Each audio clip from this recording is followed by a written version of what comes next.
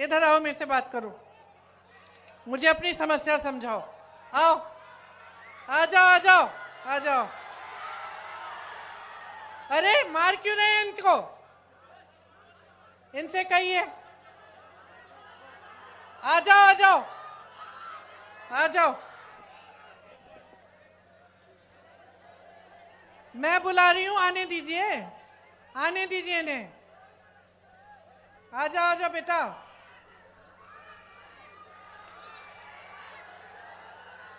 आ जाओ, शाबाश।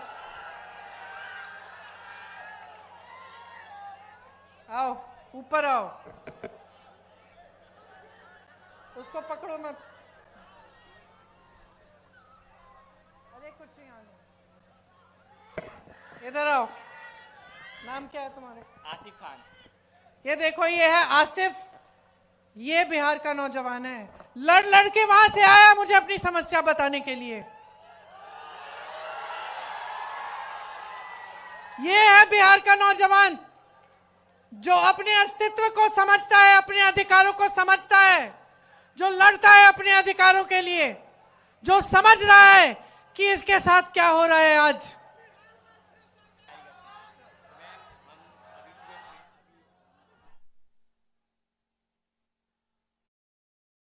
सुनिए, ये क्या बता रहे हैं मुझे कि इनके भाई ने नीट का एग्जाम दिया और उनके जैसे जो अभी एसएससी का एग्जाम, एसएससी का एग्जाम हुआ, उन्होंने, काफी नौजवानों ने वो एग्जाम दिया और ये मुझे बता रहे हैं कि जिस तरह से रिजल्ट आ रहे हैं उससे दिख रहा है कि फिर से पेपर लीक हुआ है।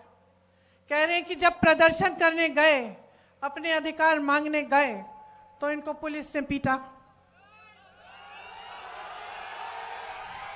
कि प्रशासन ने दबाने की कोशिश की। जैसे यहां पे जब अपनी बात करने लगे तो आपने इनको रोका। पुलिस वाले मेरे साथी हैं।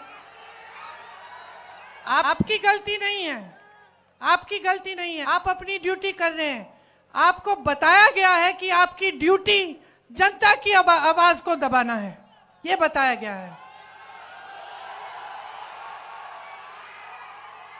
क्योंकि आपकी सरकार है, वो ऐसी सरकार है जो जनता की आवाज सुनना नहीं चाहती है। मैं आपको एक बात बताना चाहती हूं, मेरे बचपन की बात है। मेरे पिताजी प्रधानमंत्री थे, मैं उनके साथ अमेठी गई। अमेठी उनका संसदीय क्षेत्र था। बैठ जाइए आप। मैं उनके साथ अमेठी गई, छोटी सी थी, 10-12 साल की थी, पीछे पीछे चलती थी। हम एक गांव में गए और मैं अपने पिता से डरती थी क्योंकि मेरे पिताजी वो मतलब नियम के आधार पे चलते थे। हम कुछ गलत वलत करते तो खूब डांट खाते थे।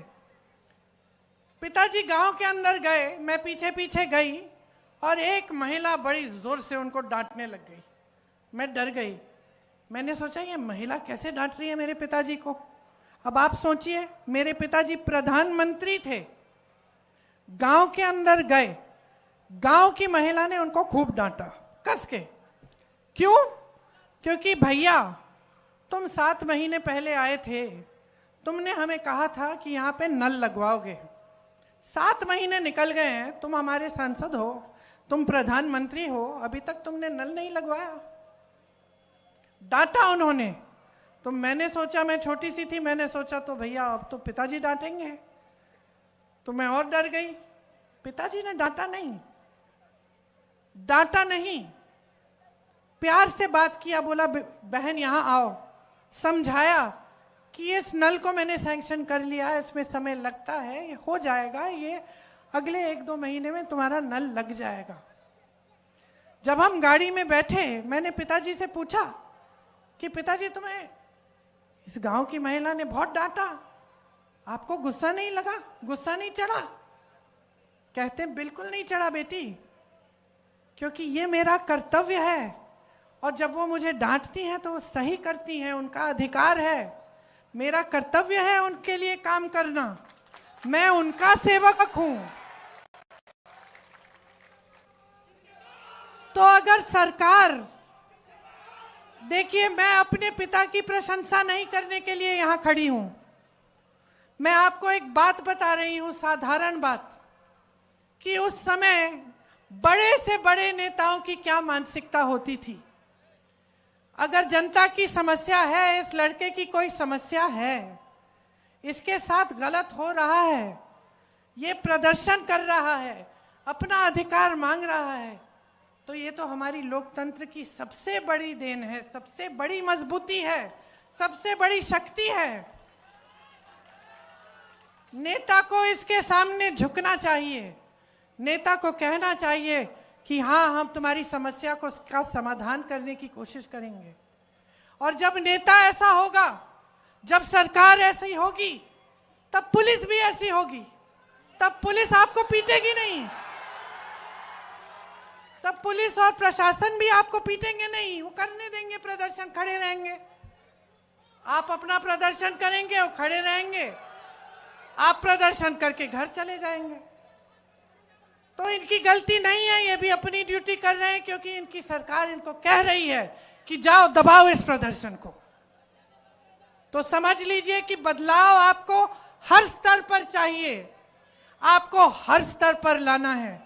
आपको मानसिकता का बदलाव चाहिए, आपको सरकार जैसे चलती है उसमें बदलाव चाहिए, आपको भ्रष्टाचार खत्म कराने के लिए बदलाव चाहिए, आपको विकास लाने के लिए बदलाव चाहिए, आपको अपने भविष्य को मजबूत बनाने के लिए बदलाव चाहिए। बदलाव लाइए, आपके हाथों में है, आपके ही हाथों में है। बिहार को शक्ति दीजिए।